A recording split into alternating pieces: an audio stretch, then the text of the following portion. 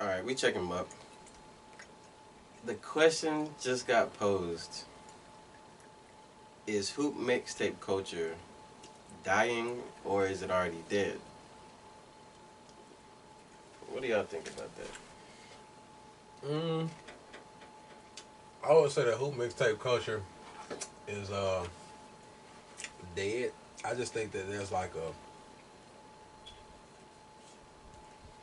I just think that we're in a different time to where there's just so much of it. It's oversaturation. It doesn't have the same mystique. Like, it's kind of like normal. Yeah. Like when them shits first got popping, it was like the NBA started making mixtapes that were hoop mixtape-esque. That was like a cultural, like when that shit first got popping, I was like yo, like you was waiting for different shit to come out, like, and now it's like normal. So I think that's why it's kind of not looked at with the same kind of renowned feeling, because it's like niggas is uploading tapes every day, bro. You know, it's also kind of, and to me, this kind of supports the theory that it's dying, is the fact that it is so normal nowadays. It's like, nigga don't even really gotta be that cold, and like he's on these different, cause we got so many different channels covering, so many different you know what I'm saying, prep hoops or whatever. It's like some of these niggas, like, they're not, you know what I'm saying.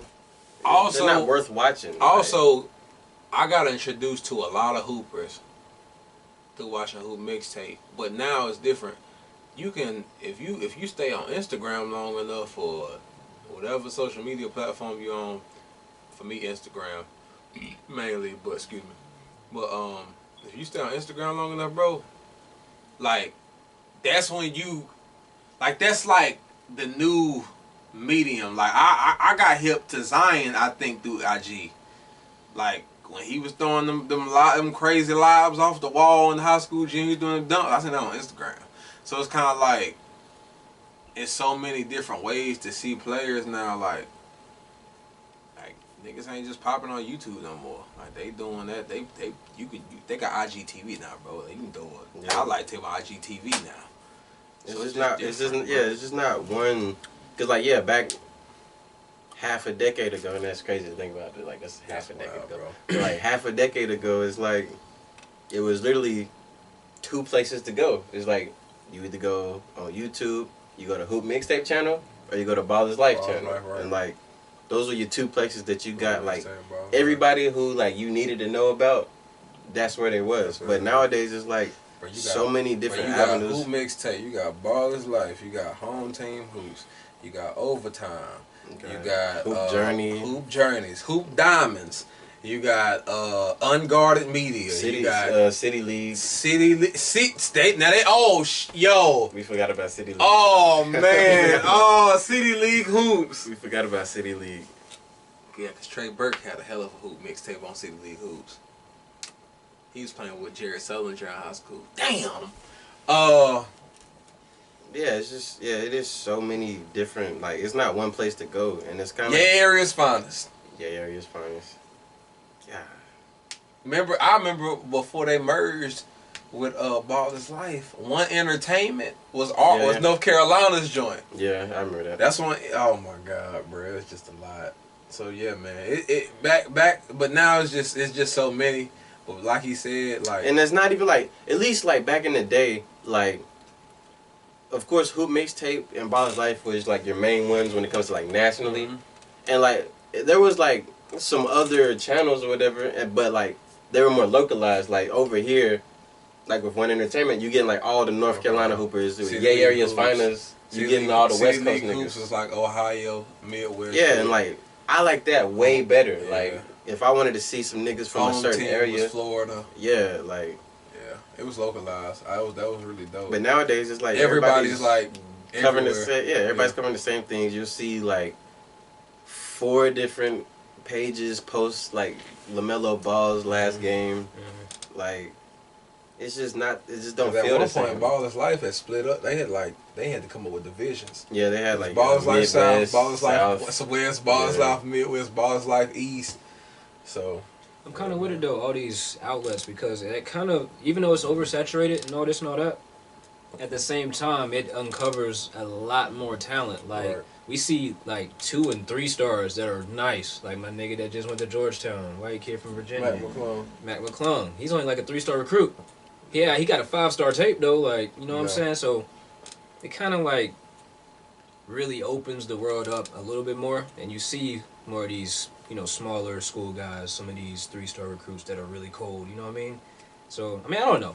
You can, I mean, it's like a double-edged sword. Yeah, it's oversaturated. It doesn't have the same mystique as it used to have. Like, we were in high school, because if you had a hoop mixtape in high school, you were cold. Like, you already knew what was coming, you know what I'm saying? Dude, probably league-bound, getting off. Yeah. But now we get to see a lot more just, you know, more, I'm not going to say normal, because they can still hoop, like hoop, but like, just smaller school guys, 3-star recruits, who go out here and that's true and kill. You know what I mean? So yeah, I mean I don't know.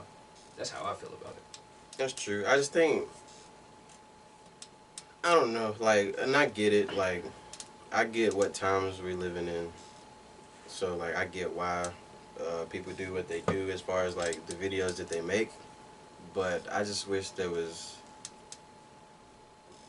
something, I don't know what, I don't have the answers, but just something to kind of bring back that feeling, you know what I mean? The feeling we had going, like, when somebody told you about somebody's Hoop Mixtape that you had to go watch it, you know what I'm saying? Like, I miss that feeling when it comes to prep. That, hoops.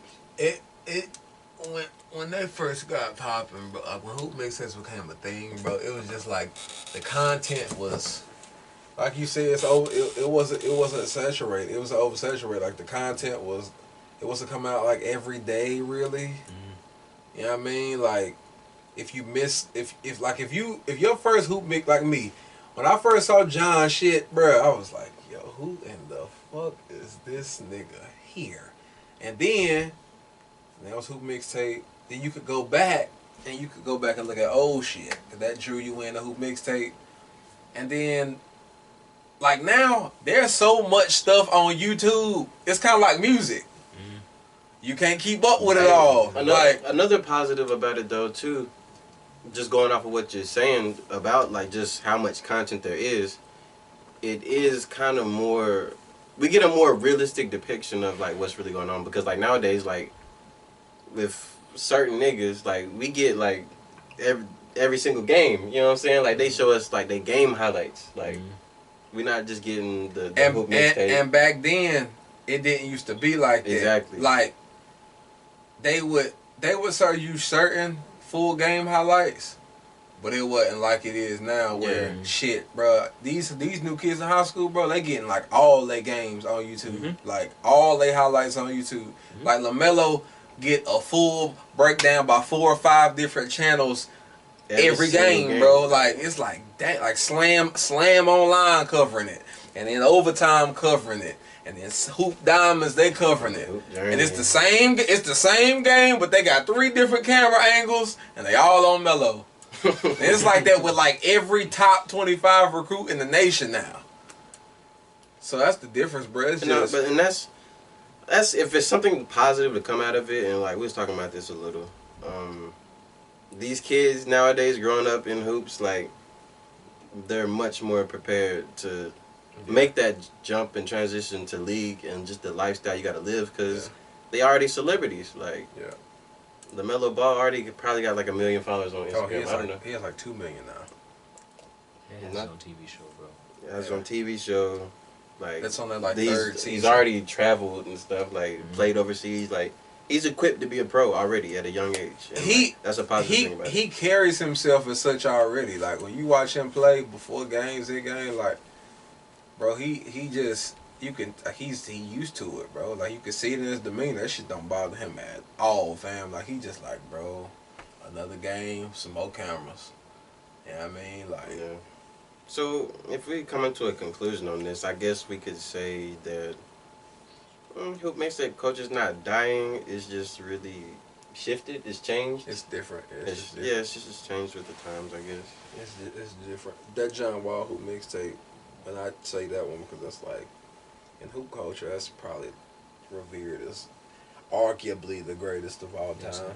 Just because of when it was and how good it was and how good John was.